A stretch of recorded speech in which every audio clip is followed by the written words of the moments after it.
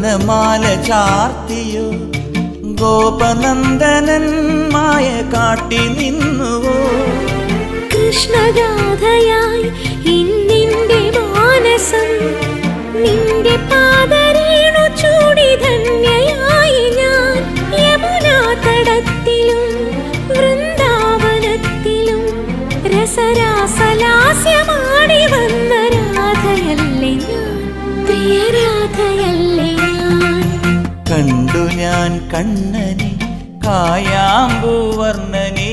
ഗുരുവായൂരമ്പല നടയിൽ